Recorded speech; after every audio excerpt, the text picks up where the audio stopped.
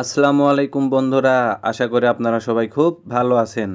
আজ আমরা জানব প্রিগাবা 50 mg ক্যাপসুল সম্পর্কে, যার মূল উপাদান হলো প্রিগাবালিন। এটি কেন ব্যবহার হয়, কিভাবে খেতে হয়, পার্শ্ব প্রতিক্রিয়া কী এবং কোন বিষয়গুলোতে থাকতে হবে সতর্ক। প্রিগাবা 50 mg ক্যাপসুলের উপকারিতা: 1. নিউরোপ্যাথিক পেইনে ওষুধটিকে ব্যবহার করা হয় বা স্নায়বিক ব্যথাতে ওষুধটিকে ব্যবহার করা হয়। ডায়াবেটিস, হেরপিস বা স্নায়ু ক্ষয়জনিত ব্যথা উপশমে ওষুধটি খুবই কার্যকরী ভূমিকা পালন করে।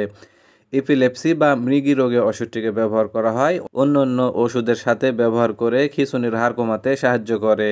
3. জিএডি জেনারেলাইজড অ্যাংজাইটি ডিসঅর্ডারে ওষুধটিকে ব্যবহার করা হয়, অর্থাৎ অতিরিক্ত দুশ্চিন্তা বা মানসিক অস্থিরতা কমাতে ওষুধটিকে ব্যবহার করা হয়। 4. ফিব্রোমায়ালজিয়াতে ওষুধটিকে ব্যবহার করা হয়, অর্থাৎ পুরো শরীরের ব্যথা ও ক্লান্তি কমাতে ওষুধটিকে ব্যবহার করা হয়। তো সাধারণত প্রিগাবা এই ক্যাপসুলটির উপকারিতা বলতে গেলে এগুলোই: ওষুধটি খাওয়ার নিয়ম: ডাক্তারের পরামর্শ অনুযায়ী দিনে 1 থেকে 2 বার খাবারের সাথে অথবা খাবার খাওয়ার পরে ওষুধটিকে সেবন করা যাবে।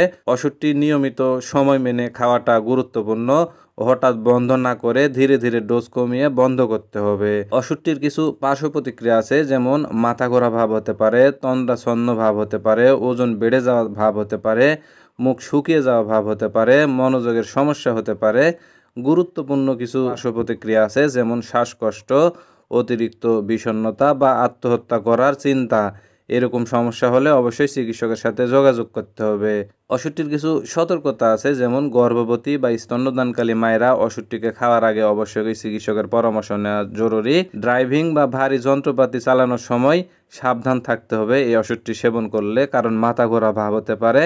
অ্যালকোহলের সাথে এই ওষুধটিকে খাওয়া যাবে না। তো বন্ধুরা, প্রিগাবা 50 mg একটি কার্যকর ওষুধ হলেও এটি অবশ্যই চিকিৎসকের পরামর্শ ছাড়া শুরু করা উচিত নয়। নিয়ম মেনে ও সতর্কতার সাথে খেলে এটি জীবনের গুণগত মান বাড়াতে পারে। তো বন্ধুরা, ভিডিওটি দেখে যদি আপনাদের ভালো লাগে তাহলে লাইক দিন, শেয়ার করুন আর সাবস্ক্রাইব করুন আমাদের এই চ্যানেলটি। ধন্যবাদ সবাইকে।